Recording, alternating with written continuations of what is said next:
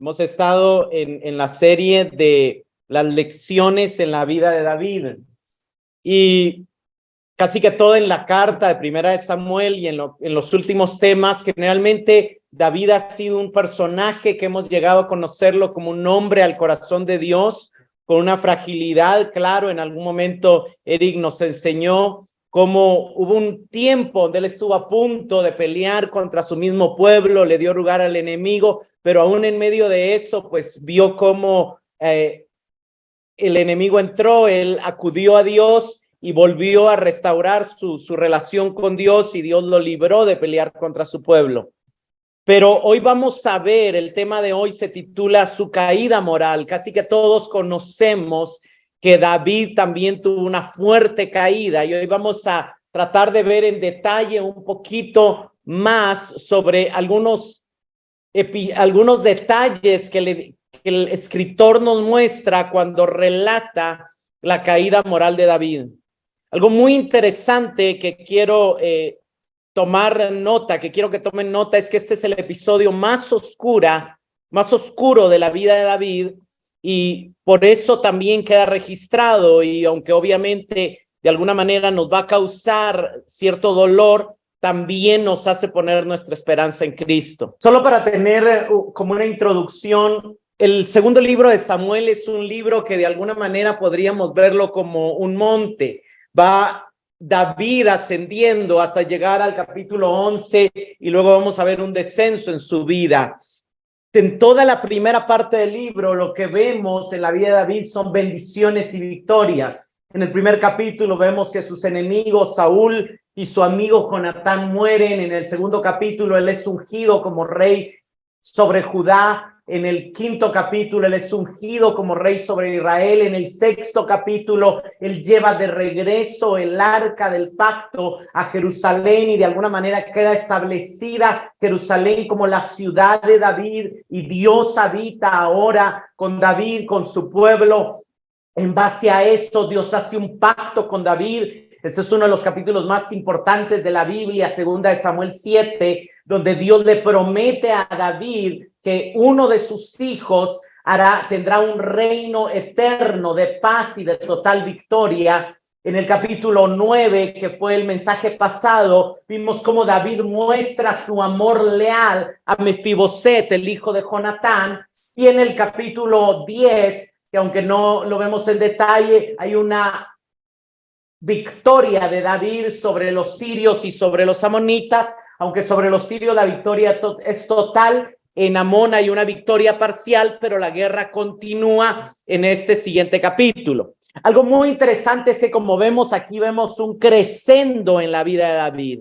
Lastimosamente, después del capítulo que vamos a estudiar hoy, empieza un decrescendo, empieza un declive en la vida de David, y después del capítulo 11 vamos a ver tragedias y dolor. Vamos a ver al profeta llegar a reprenderlo por su pecado. Vamos a ver la muerte de su hijo. Vamos a ver en el capítulo 13 que su hija es violada por uno de sus hijos, y otro de sus hijos asesina al violador. En el capítulo 15, Absalón conspira contra su padre David. En el capítulo 18, Absalón muere. En el capítulo 20 hay otra rebelión en el reino de David, que es la rebelión de Seba. Y el libro va a terminar en el capítulo 23 con una tragedia más en el reino de David, que es cuando él decide hacer un censo y Dios envía una peste. Entonces, solamente como para tener un contexto del antes y después de lo que vamos a estar estudiando en esta mañana.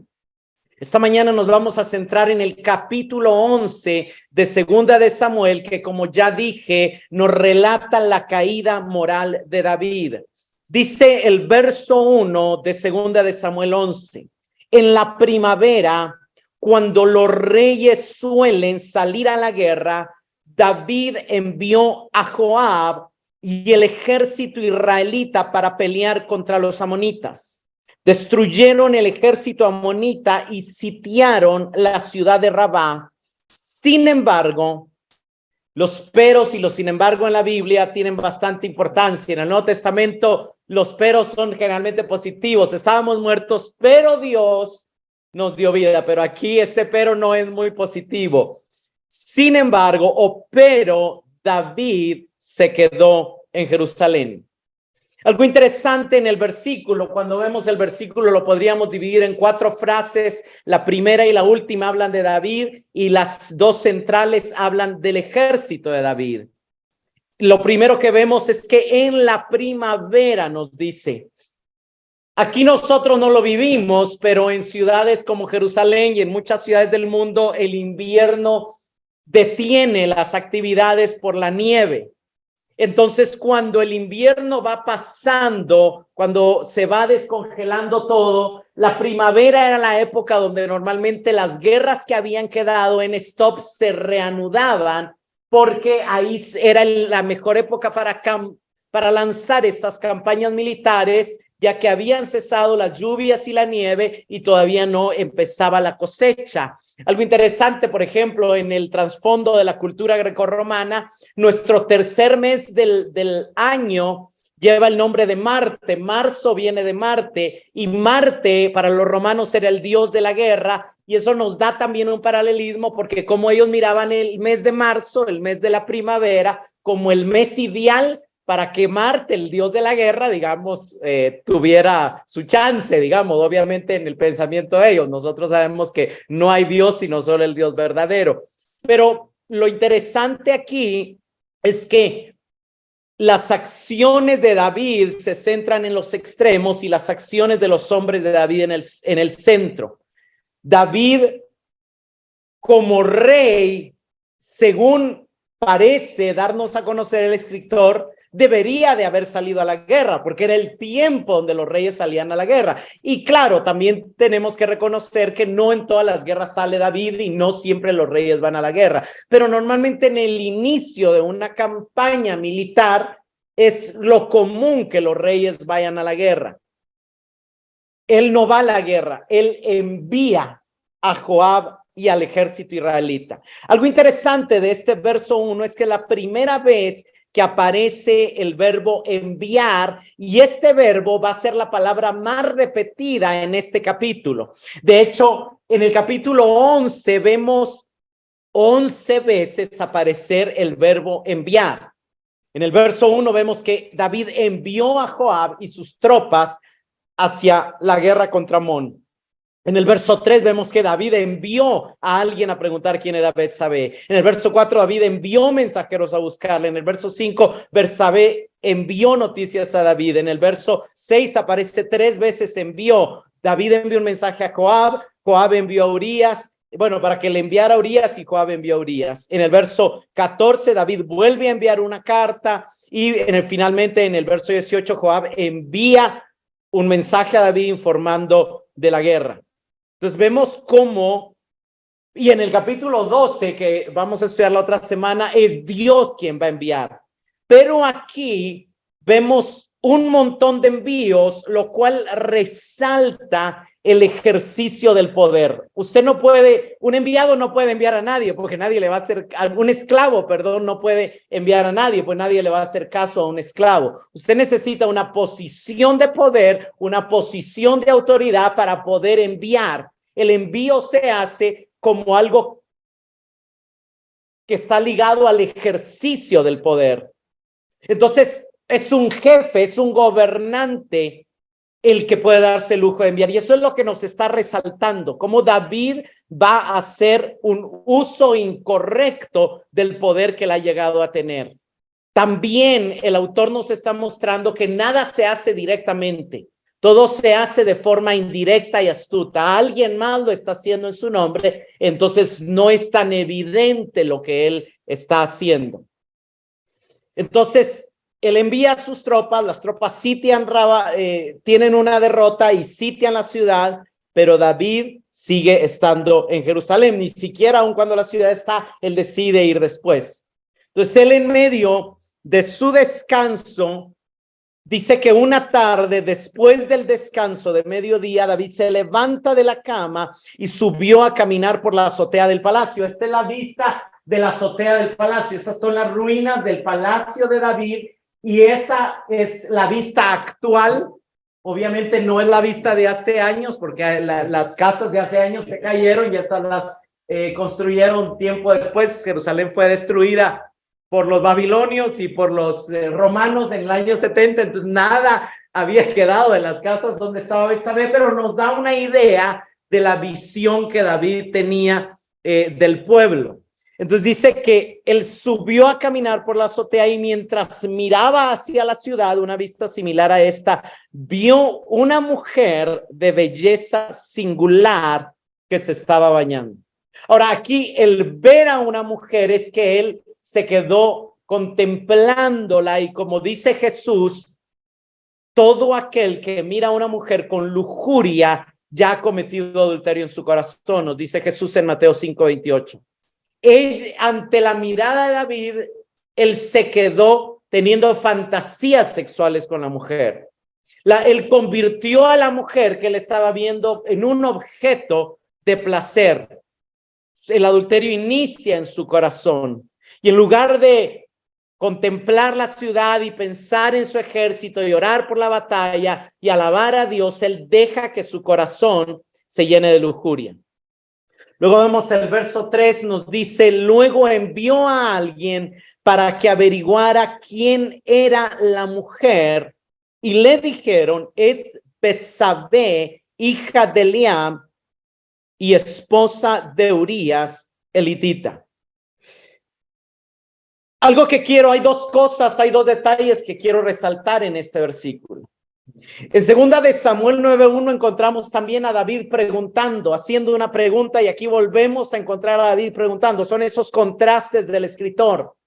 Solo que en segunda Samuel 9:1 David no está preguntando quién es la mujer, sino que está preguntando, ¿hay alguien de la familia de Saúl que aún siga con vida? ¿Hay alguien a quien pueda mostrarle gesed o bondad por amor a Jonatán? Y le cuentan que está Mefiboset, entonces lo manda a llamar para mostrarle bondad. Pero aquí la pregunta no es a quién mostrarle bondad, la pregunta es quién es esta mujer. Y le resulta que esta mujer es hija de Eliam, nieta de Ahitofel, que era el consejero de David, y esposa de Urías. Pero a diferencia de la pregunta del capítulo 9, aquí David ignora la respuesta o ve una oportunidad en la respuesta. Porque cuando vamos a segunda de Samuel 23:34, que nos relata quiénes son los guerreros valientes de David, David tenía varias escuadrones, habían los 3 valientes y luego estaba el grupo de los 30. En el grupo de los 30 pertenecía tanto Eliam como Urías. ¿Qué quiere decir eso? Que era la tropa principal que lideraba Joab. Si Joab y sus tropas estaban sitiando Amón, quiere decir que tanto Eliam como Urías estaban en el sitio contra Amón. Entonces, esta mujer no tiene ni a su padre ni a su esposo cerca para que la defiendan. Hay una oportunidad de abusar de ella porque está desprotegida. Entonces, lo interesante es que los que defienden a David y a su pueblo, por defender la ciudad, han dejado indefensa a su hija y esposa, y David, en lugar de defenderla, se aprovecha de su situación indefensa. Algo interesante es que esta mujer era de clase alta, porque era la nieta del consejero del rey y hija y esposa de 2 de los guerreros principales de David, de los guerreros más valientes de David. Verso 4. Así que, dado que ella está desprotegida, David envió mensajeros para que la trajeran y cuando llegó al palacio se acostó con ella. Luego ella regresó a su casa. Entre paréntesis, el autor nos explica, Betsabé recién había terminado los ritos de purificación posteriores a su periodo menstrual. Aquí David no busca ejercer bondad como en el caso de Mefiboset, sino busca satisfacer su deseo. David podría haberse contenido y frenado en este abuso exagerado del poder real que está ejerciendo, pero no lo hizo. El autor no se fija en muchos detalles. Se relata, David envió mensajeros, la trajeron llegó al palacio, se acostó con ella, la mandó de regreso a su casa. O sea, se da el abuso rápidamente, aprovechando de que no hay nadie quien la defienda. ¿Se puede considerar esto una violación? Sí, porque hay un abuso de poder involucrado. Algunos han dicho, no, pero no se ve que ella grita y todo, pero y no está su papá, no está su esposo. El rey está mandándola, obligada a traer. O sea, hay un tema ahí. Ahora, ¿por qué el autor nos cuenta que ella acaba de terminar los ritos de purificación? Como lo que el autor está simplemente aclarando es que el próximo embarazo que va a aparecer no puede ser de Urías, porque obviamente ella ha estado con Urías, pero le vino su periodo, entonces no ha quedado embarazada de Urías. Entonces, cuando ella resulte embarazada, la única posibilidad es que sea fruto de este abuso de David. Y eso es lo que pasa. En el verso 5 nos dice, tiempo después, cuando Betsabé descubrió que estaba embarazada, le envió el siguiente mensaje a David: estoy embarazada. El mensaje que ella le envía a David quizá nos deja ver que David la amenazó de no contarle a nadie que había abusado de ella, por lo que ella le deja saber que no puede ocultarlo, que para su esposo va a ser obvio de que el hijo no es de él. Bueno, quizá no, ¿verdad? Pero al menos ella se lo deja saber a David. De alguna manera aquí tenemos que pensar en algo, ¿verdad? Nosotros cuando vemos estas situaciones, en nuestra humanidad tendemos a pensar, no, pero yo nunca he violado a alguien, yo nunca he matado a alguien. Sin embargo, hermanos, cuando tocamos el tema del abuso de poder, el abuso de poder es algo que se da sistemático en nuestra sociedad. Solamente cuando nosotros nos creemos de una mayor clase social que otros individuos, estamos participando en ese abuso sistemático de poder.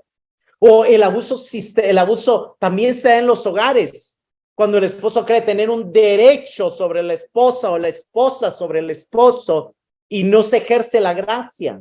O cuando se es demasiado duro con los hijos también. O en los trabajos también, a veces no nos damos cuenta y terminamos participando en un abuso de poder contra nuestros subordinados. El abuso de poder surge cuando viene esta visión de superioridad cuando nos comparamos con otros, ya sea en género, posición económica, social o aún nacional. Y tenemos que estar conscientes de que aún nosotros tenemos la tendencia a participar del abuso de poder cuando llegamos a tener cierto poder. Aquí en David estamos viendo lo cierto que es el dicho: el poder corrompe y el poder absoluto corrompe absolutamente. En las iglesias se da el abuso de poder. Hay gente que se quedó resfriada de haber estado en cierta congregación donde salen decepcionados de haberse sentido usados, manipulados, encarcelados, controlados, porque hay muchas iglesias que lastimosamente se da este control. Para David fue una noche de satisfacción, pero su abuso de poder saldría a la luz. ¿Qué hará ahora David? Intentará encubrir su pecado. Y en el verso 6 y 7 vemos el intento de David de encubrir su pecado.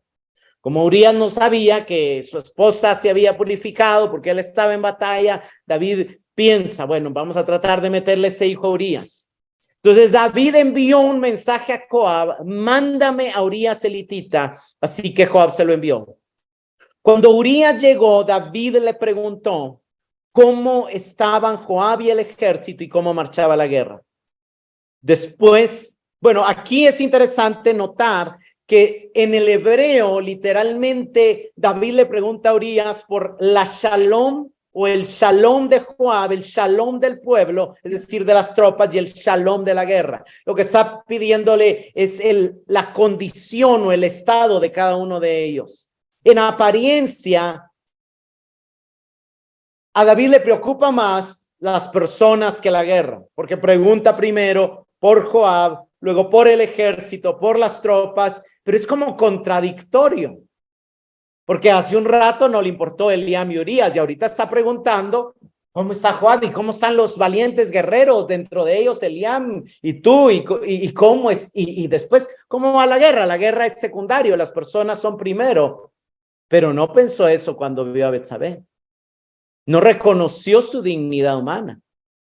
Entonces vemos cómo también nos recuerda cuán inconsistentes podemos ser a veces en nuestra vida y cómo a veces con las palabras, con las preguntas en nuestros discursos defendemos la dignidad humana y la igualdad y la inclusión y todo, pero en la práctica no es así.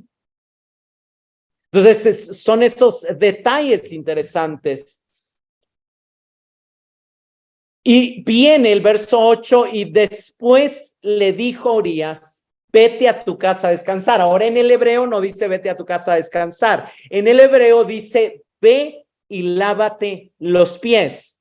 Ahora lo interesante es que en el hebreo, así como nosotros aquí en Costa Rica tenemos como dichos que tienen a veces un doble sentido, cuando se usaba el término pies, a veces tenía un doble sentido con los genitales. Entonces puede ser una manera de decirle, ve y ten relaciones con tu esposa.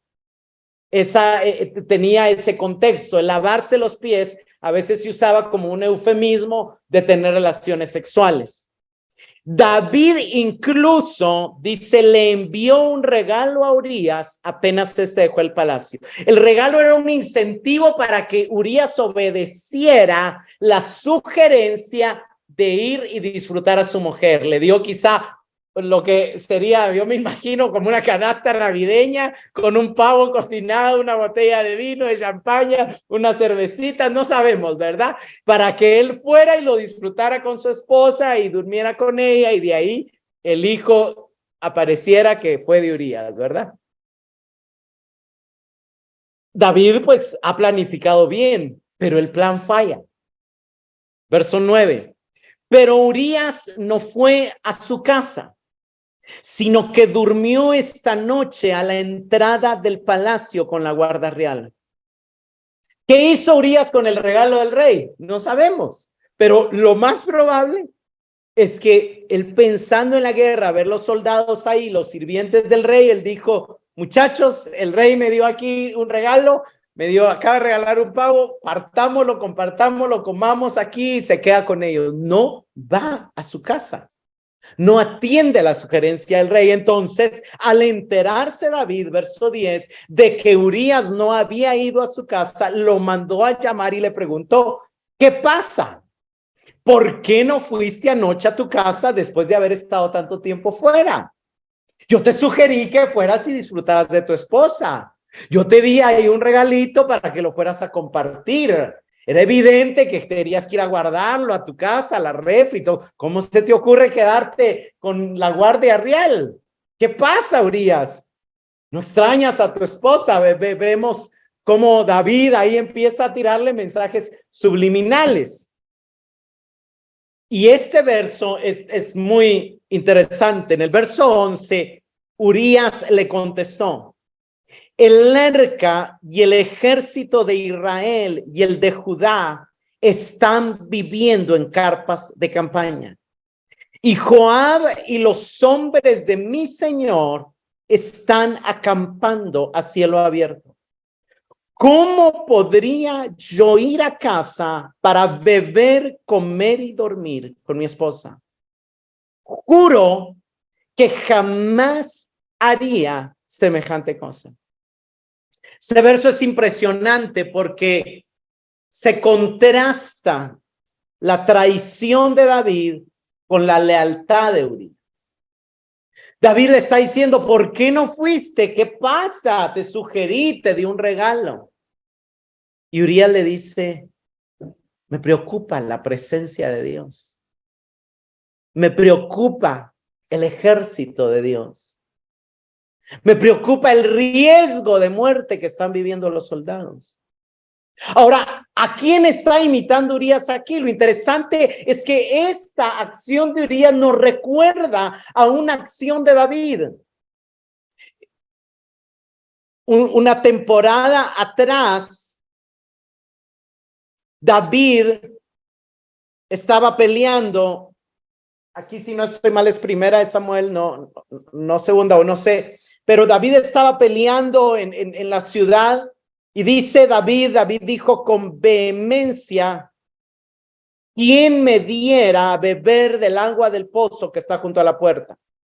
sea, David tiene un día en medio de la batalla, en medio de un sitio, en medio de la guerra, le da sed, pero le da sed específicamente del pozo que está en Belén. Pero los filisteos estaban rodeando Belén y no podía accesarse al pozo de Belén. Entonces los tres valientes irrumpieron por el campamento de los filisteos y sacaron agua del pozo de Belén que estaba junto a la puerta y tomaron y la trajeron a David, mas él no la quiso beber, sino que la derramó para Jehová diciendo: lejos sea de mí, oh Jehová, que yo haga esto. ¿He de beber yo la sangre de los varones que fueron con peligro de su vida? Y no quiso beberla. Los tres valientes hicieron esto. Bueno, independientemente, yo creo que sí está en segunda de Samuel, pero solamente nos está relatando, no sé si está en segunda o en primera, pero nos está relatando un hecho pasado en la vida de David, cuando David iba a las guerras. Y lo interesante es que David tiene un deseo, no es un deseo malo, él tiene una sed de un agua específica. Pero él, al comprender el riesgo que sus hombres han corrido, decide abstenerse del placer. Lo mismo que está haciendo Urías. Urías está siguiendo el ejemplo que le ha dado David, dándole más importancia a la vida de los hombres. David en este suceso del pozo de Belén no iba a gozar de un placer mientras otros arriesgaban su vida por el bienestar del pueblo. De ahí sale la respuesta de Urías: ¿cómo yo voy a ir a mi casa a beber, a comer y a dormir con mi esposa mientras el resto de mi tropa está arriesgando su vida? También otra posible explicación es también que David había puesto como regla, por lo que vemos cuando él sale huyendo de Saúl y pasa con Abiatar, pidiéndole pan, y Abiatar le ofrece los panes de la presencia, pero le dice que solo se los puede dar si sus hombres no han estado con mujer. Y él le dice: mis hombres cuando salimos de batalla no están con su mujer. O sea, David está tratando de que Urías rompa reglas que él había establecido cuando era tiempo de guerra. Era tiempo de guerra y no había que darle lugar a los placeres de la carne. Pero el David de ahora ha cambiado mucho. Y eso es lo que el autor está tratando de resaltar. Entonces vemos cómo Urías le responde: el arca y el ejército. Urías está diciendo: David, lo primero que está en mi mente es el arca de Yahvé y su pueblo. La prioridad en mi corazón, que la aprendí de ti, es Yahvé y segundo su pueblo. Después estoy yo y mi placer personal. Él está expresando su solidaridad con los soldados, rechazando las comodidades de la esposa y del lugar. Y aquí la traición y la lealtad se yuxtaponen y se contrastan. Esta era la razón por la que Urías era parte de los guerreros más valientes de David. Era un hombre leal como Jonatán, el tipo de hombres por los que David en el pasado se había sentido orgulloso. Pero ¿por qué David no se acordó de eso cuando vio a Betsabé bañándose? Esa es la pregunta. Verso 12. Está bien. Hay un segundo intento de David en cubrir su pecado. Está bien, quédate aquí hoy, le dijo David, y mañana puede regresar al ejército. Así que Urías se quedó en Jerusalén ese día y el siguiente.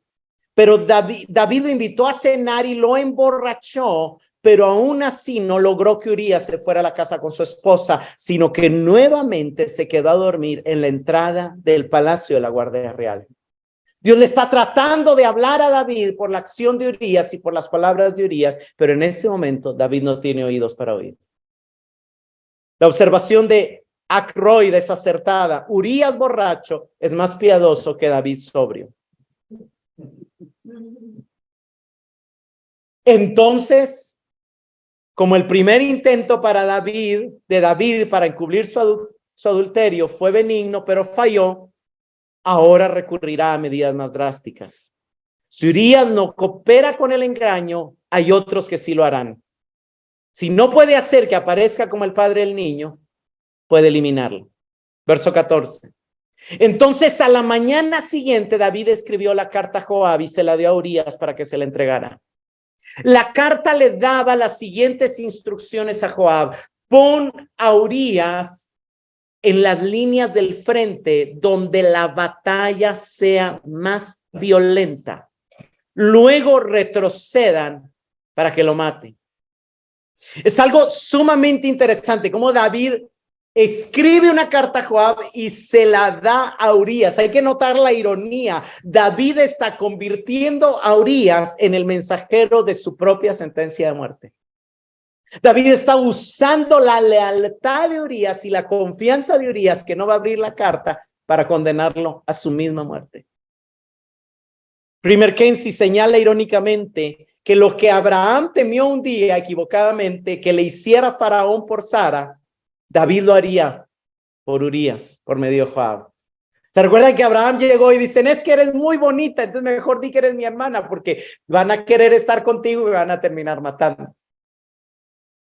El temor de Abraham estaba infundado, no pasó. Pero el mismo temor de Abraham, que Urías no lo tenía, le pasó a Urías.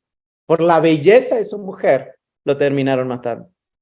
Y lo peor es que alguien con quien había peleado y por quien él estaba peleando. Verso 16. Así que Joab asignó a Urías a un lugar cerca de la muralla de la ciudad, donde sabía que peleaban los hombres más fuertes del enemigo. Y cuando los soldados enemigos salieron de la ciudad para pelear, Urías el litita murió junto con varios soldados israelitas.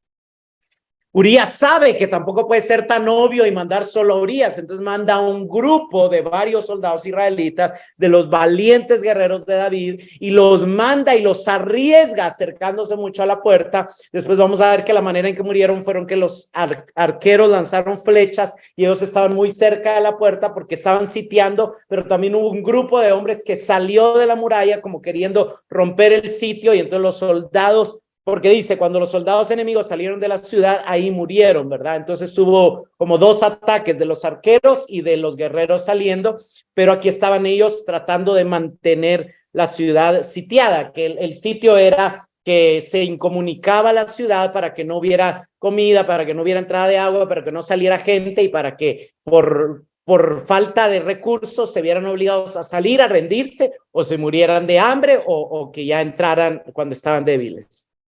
Lo interesante es que, como dice Gordon, en Joab, David tenía un cómplice leal que no tendría escrúpulos en acabar con la vida cuyo mantenimiento no le interesaba al rey.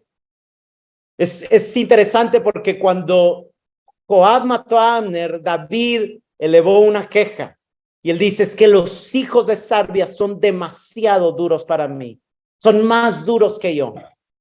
David tenía siempre estos conflictos con Joab porque Joab había matado a Abner a sangre fría, mató luego a Absalón a sangre fría. O sea, Joab era alguien de sangre fría, pero la queja de David aquí suena un poco vacía porque se aprovecha de la sangre fría que tiene Joab, que fácilmente va a ser su cómplice matando a Urías. Luego Joab envía el informe. Joab está consciente que David quería que solo muriera Urías. Entonces vemos el informe que envía porque también murieron más, no murió solo Urías. Verso 18, luego Joab envió a David un informe de la batalla. Le dijo a su mensajero, informa al rey todas las novedades de la batalla. Pero tal vez se enoje. ¿Por qué se iba a enojar David? Porque no murió solo Urías, porque murieron varios. Tal vez se enoje y pregunte, ¿por qué las tropas se acercaron tanto a la ciudad? ¿Acaso no sabían que dispararían desde la muralla? ¿No fue Abimelech, hijo de Gedeón, muerto en Tebas por una mujer que le tiró una piedra de molino desde la muralla? ¿Por qué se acercaron tanto a la muralla? Entonces dile, murió también Urías el hitita. Verso 22, llega el mensajero. Por lo tanto, el mensajero fue a Jerusalén y le dio un informe completo a David. Y le dijo, el enemigo salió contra nosotros a campo abierto. Y cuando los perseguíamos hasta las puertas de la ciudad, los arqueros que estaban en la muralla nos dispararon flechas. Mataron algunos hombres del rey, entre ellos a Urías el hitita. Se ofrecen 3 descripciones del combate. Con cada relato los resultados se vuelven más graves Aquí vemos que claramente el autor informa que mataron a algunos hombres del rey. Vuelve a dar esa noticia. No murió solo Urías, murieron varios. Pero entre ellos, él menciona, se apresura a mencionar a Urías porque sabe que por algo Joab se lo dijo.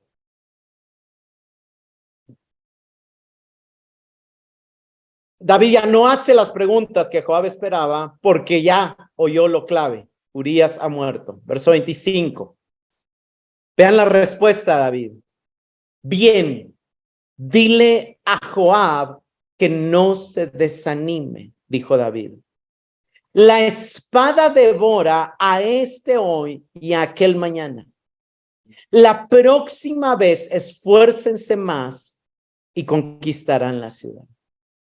Una de las cosas, este es uno de los versos que más impresiona en el relato, porque lo que el autor nos está tratando de mostrar es lo diferente que es este David del David que nos ha estado relatando en la primera parte del libro. El primer capítulo de Segunda de Samuel es un capítulo donde se informa a David que ha muerto Saúl y Jonatán. Saúl, su archienemigo que lo intentó matar muchas veces. ¿Cuál fue la reacción de David? La reacción de David fue vestirse de cilicio y ceniza, ponerse ceniza sobre la cabeza y componer un canto de lamento. ¿Cómo han caído los valientes? Lloraba por Saúl, lloraba por Jonatán. En el capítulo 3 muere Abner, capitán de los ejércitos del rey Saúl, y David compone una elegía nuevamente y llora y se viste de luto. Aquí no han muerto sus enemigos. Aquí han muerto varios de sus valientes, varios de los guerreros que han peleado espada a espada, espalda a espalda con él, cerca de él, gente con quien él tal vez conoció en la cueva de Adulam, gente que estuvo en los momentos más difíciles con él, gente con quien él luchó cuando los enemigos entraron a Siclag y se llevaron a sus mujeres, a sus hijos, gente que había compartido, que había arriesgado su vida a la par de él. ¿Cómo puede tener una reacción tan fría y despreocupada? ¿Cómo es posible que su respuesta sea, dile a Joab que no se preocupe, que no se desanime? La espada mata uno hoy y otro mañana. ¿Cómo puede ser tan frío? Esta es una ilustración impactante de lo lejos que ha llegado David. Es algo impresionante. Verso 26. Cuando la esposa de Urías se enteró de que su marido había muerto, hizo duelo por él. Una vez cumplido el periodo de luto, David mandó que le trajeran al palacio y pasó a ser una de sus esposas. Luego ella dio a luz un hijo. David se apropia de la mujer que había deseado. David se sale con la suya. Y claro, para parecer como protector de la persona de la que ha abusado, la toma como esposa. Pero no necesariamente por la razón de protegerla, sino porque va a tener un hijo suyo. Lo que a mí más me impacta de este capítulo es cuán diferente puede llegar a ser alguien. Y una de las cosas, solo para detenerme aquí, el David que alababa a Dios, que consultaba a Dios, en la mayoría de los capítulos anteriores, aquí no lo vemos consultar a Dios. El David que pregunta por Mefiboset para hacerle bondad y que pone demasiada importancia a la respuesta, aquí ignora la respuesta cuando pregunta quién es la mujer. El David que busca usar su poder para ayudar a otros y para traer justicia, aquí usa su poder para abusar de una persona. El David que se lamenta por la muerte de hombres valientes, guerreros, aquí le da lo mismo. que la espada mate uno hoy y a otro mañana. Que esas palabras después se las va a tener que tragar cuando muera Absalón, cuando muera Amnón, cuando mueran sus hijos. El David que se lamenta por la sangre fría de Joab y cómo Joab puede ser tan fácil de matar a alguien, aquí se aprovecha de la facilidad de que Joab sea su cómplice. Y esta es una de las cosas que tienen que impactarnos. Porque una de las cosas que todos hemos vivido es que quizá nosotros conocemos personas que un tiempo fueron admirables, siervos de Dios, gente que pensamos que nunca nos iban a fallar y con el tiempo nos llegan a decepcionar. Yo conozco muchísima gente decepcionada por ministros, por pastores, por ancianos, por líderes de iglesias.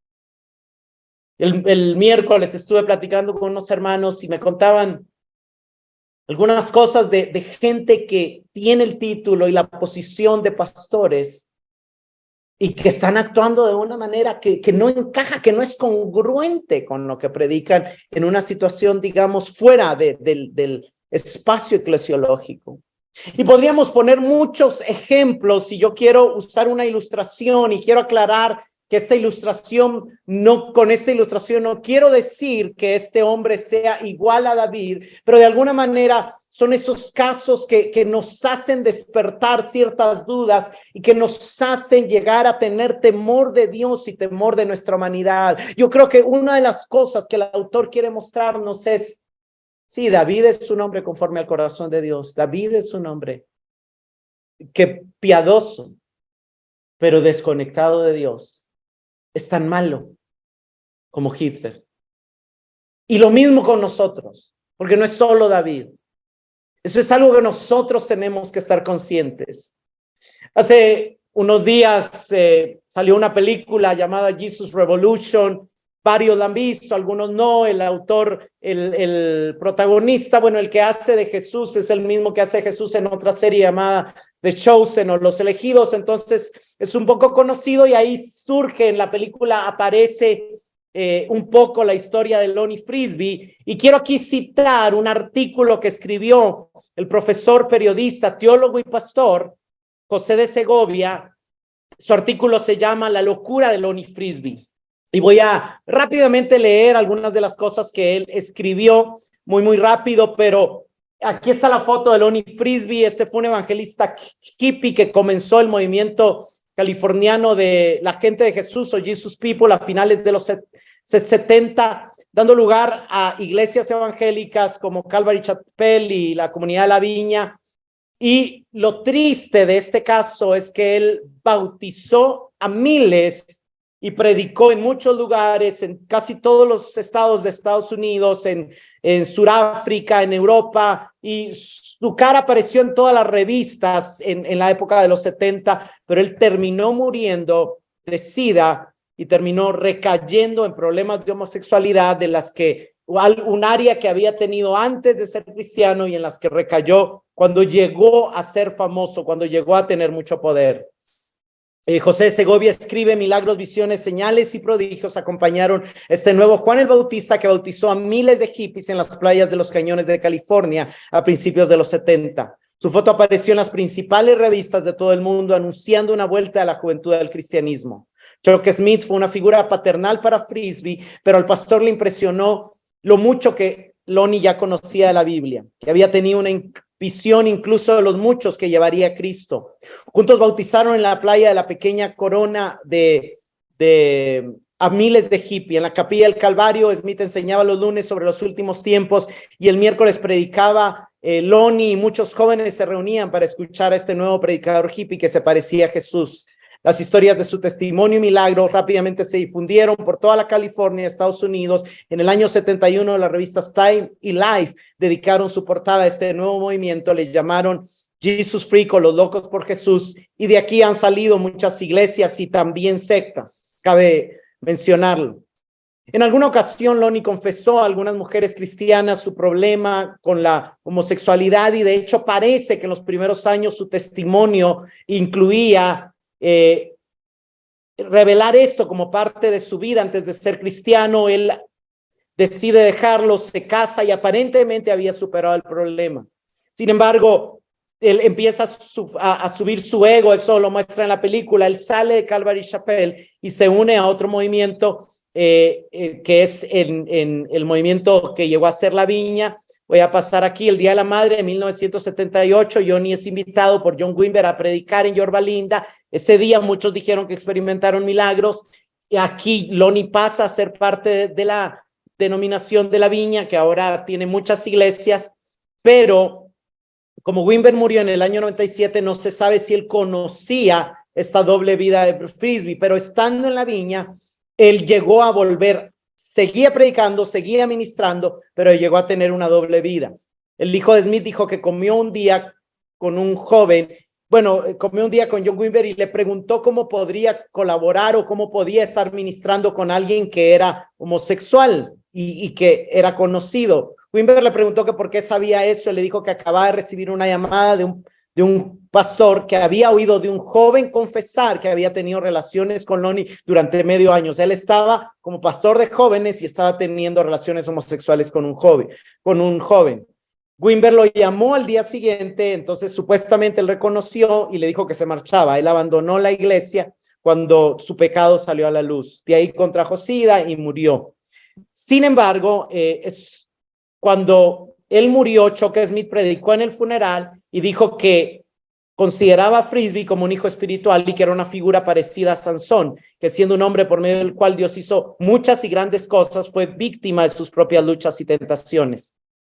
Aquí leo lo que escribe José Segovia, que me llama la atención. Dice: muchos hemos tenido la experiencia de haber conocido cristianos a los que hemos admirado como ejemplo de fe, pero que nos han sorprendido por sus grandes debilidades, que en algunos casos les llevan a mantener una vida doble. Esto es algo cierto, hermanos. Hay muchos ministros que ya en una etapa de poder ya no tienen confianza de con quién ministrarse y llegan a tener una vida doble. Esa es una de las razones por las que nosotros como iglesia creemos en la pluralidad de ancianos. No hay un solo pastor, sino creemos que el modelo bíblico es más de un pastor para que haya un cuidado mejor entre los pastores y hacia el pueblo. Y si a algunos se les suben los humos, los otros puedan corregirlo y los otros puedan bajarlo. El ministerio de Frisbee, dice José Segovia, me recuerda a la excentricidad de Ezequiel, pero también la fragilidad de Sansón. Él reconoce en su obra el sentido profético y milagroso de un nuevo Elías, pero ve que era Dios mostrando su poder en medio de la debilidad. Su historia nos introduce en los grandes dilemas de la fe, desde la compasión profunda que se siente por una vida quebrada, porque una de las cosas que tiene Lonnie es que lo abusaron de niño, su vida estaba quebrada, venía arrastrando muchas cosas. Traía una gran miseria y no hay duda de que Dios usa personas quebradas, pero también, como dice la canción de YouTube, hay una extraña paradoja en el testimonio de alguien que puede decir: he hablado lengua de ángeles, pero he sostenido la mano del diablo. ¿Cómo es esto posible? Y de alguna manera vemos esa idea y no es posible. La tentación que uno tiene al escuchar esta historia, dice José, es que no se trata más que de un falso testimonio de alguien que nunca llegó a ser convertido verdaderamente. Otros, llevados por sus convicciones doctrinales, encuentran en este relato la confirmación de la falsedad de muchas manifestaciones espirituales. Lo perturbador, sin embargo, de la vida y muerte de Frisbee es la posibilidad de que, siendo un verdadero creyente, pudiera vivir en semejante contradicción.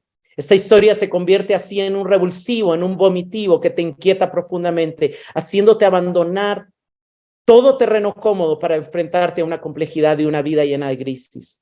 La historia de Frisbee, dice él, me produce intranquilidad porque me enfrenta a mis mayores miedos. Siento que aunque podemos hacer grandes cosas, somos capaces de la mayor devastación. Yo creo que esta frase es la que quiero resaltar. David fue capaz de grandes cosas y también fue capaz de cosas terribles. Y tú y yo también lo somos. Hay una lucha interna en nosotros que nos debe de producir pánico, temor de Dios. Y debemos de recordar las palabras de Pablo: el que piensa estar firme, mira que no caiga. La conclusión de 2 de Samuel 11, en la segunda parte del verso 27 es: pero el Señor estaba disgustado con lo que David había hecho. Las Américas dice: pero lo que David había hecho fue malo ante los ojos del Señor.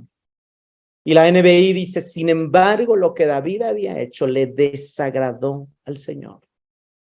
¿Cuál fue la opinión de Dios de todo este capítulo? El cambio que David tuvo no fue de agrado al Señor.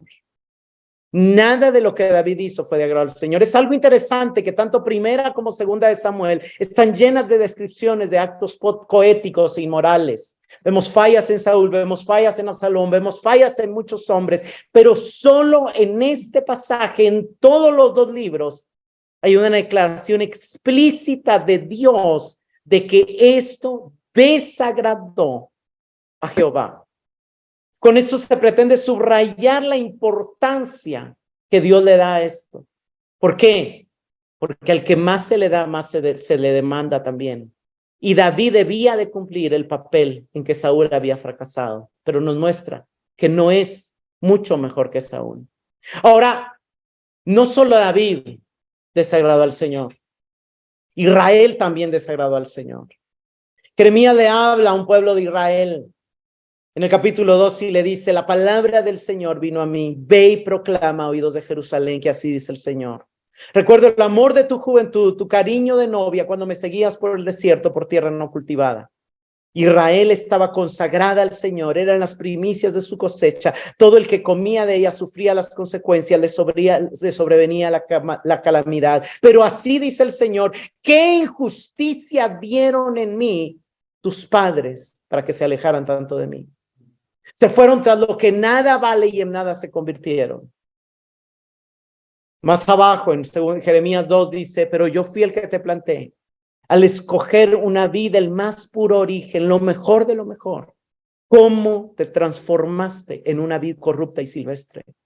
Por más jabón o lejía que te pongas, no puedes limpiarte. Aún puedo ver la mancha de tu culpa. Yo, el Señor soberano, he hablado.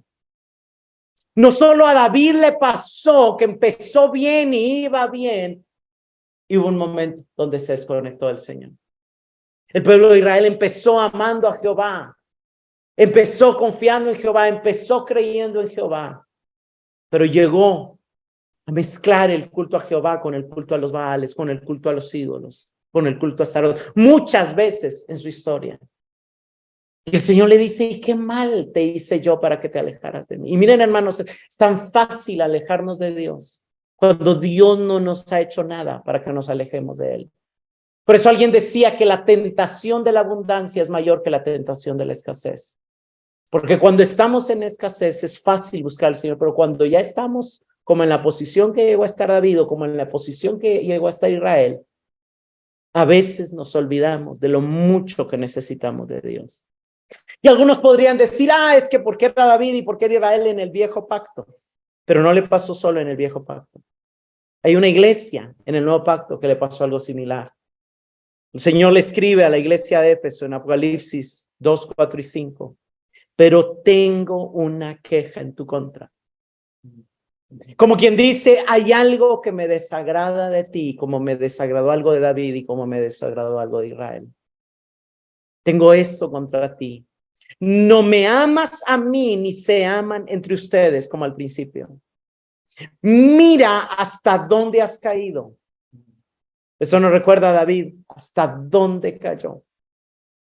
Cuando dijo la espada mata a uno y a otro. Nos recuerda a Israel hasta dónde cayó. A ser exiliado a Babilonia. Pero hermanos, nos puede pasar a nosotros. Vuélvete a mí y a las primeras obras. Las obras que hacías al principio. Si no te arrepientes, vendré y quitaré tu candelero de su lugar entre las iglesias. Hermanos, el mira hasta donde has caído.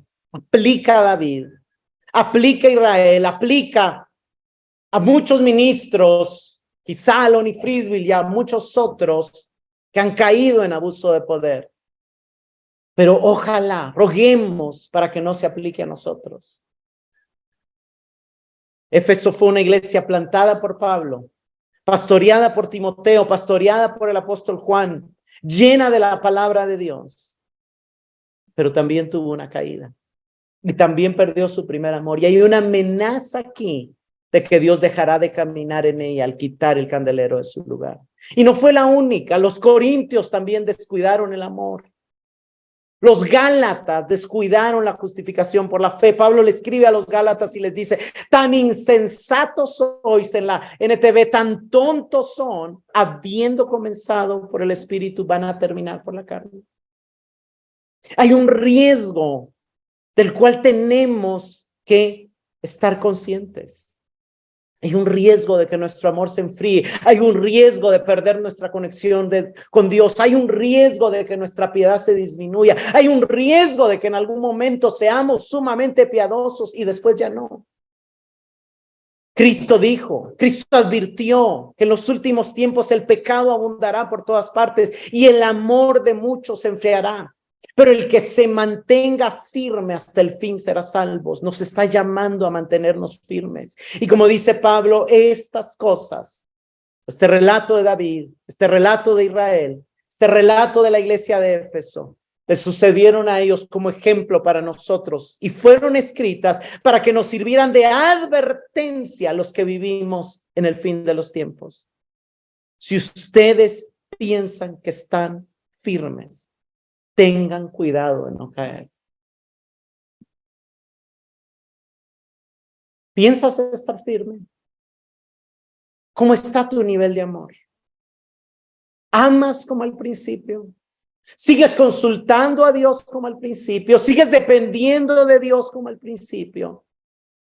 ¿O hay alarmas que te hacen pensar que quizá no has caído hasta donde David cayó, pero que puedes llegar a ese nivel, que no estás libre de caer como David cayó, como el pueblo de Israel cayó, como la iglesia de Éfeso cayó?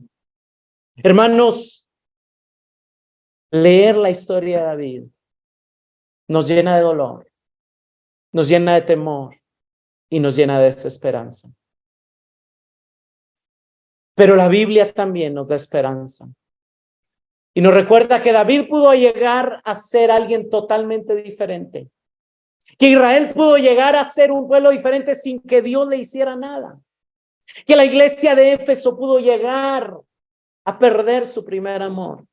Pero Jesucristo es el mismo ayer, hoy y por los siglos.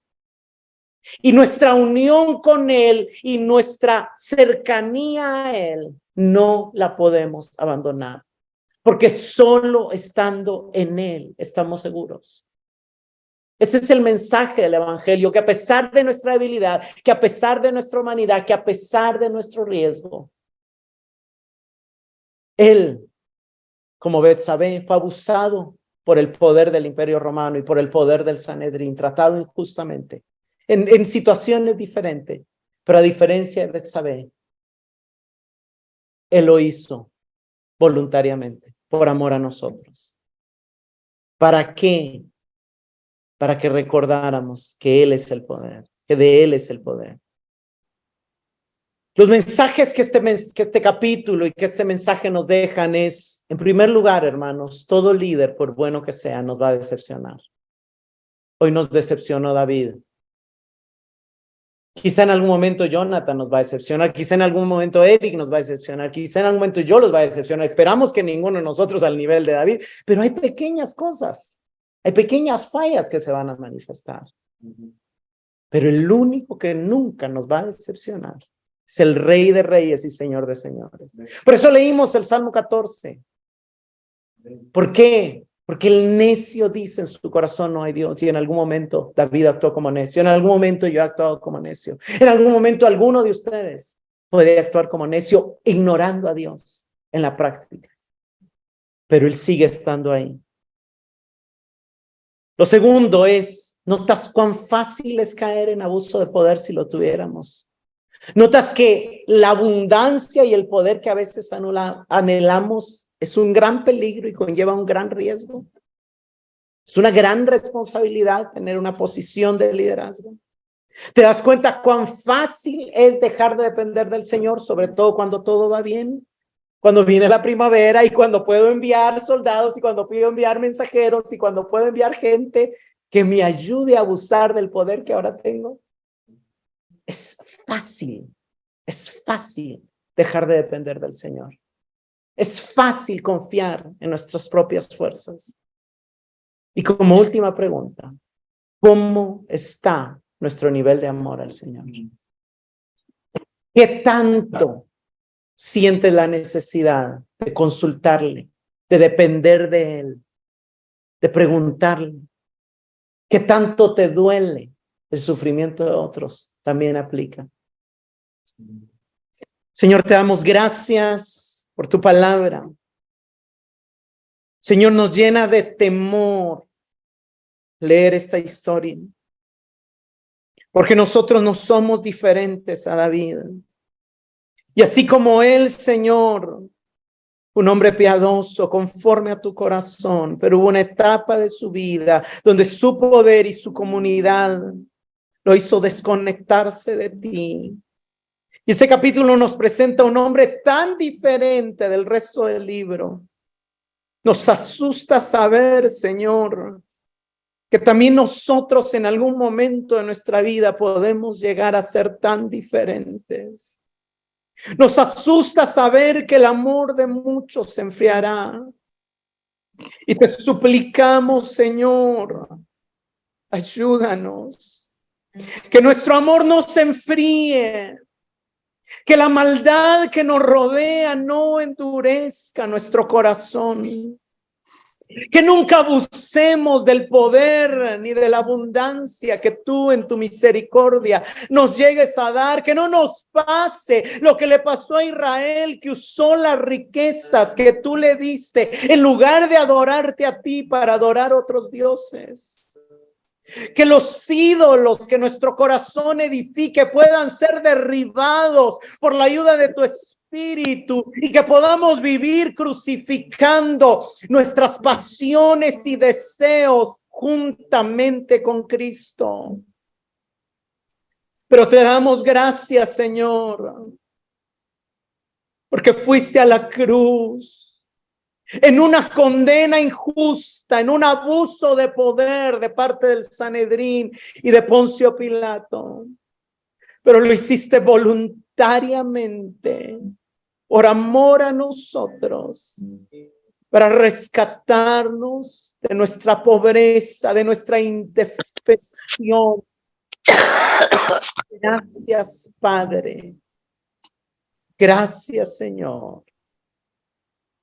Ayúdanos a mantener nuestro primer amor y si lo hemos perdido, a volver a nuestro primer amor y hacer las obras del principio.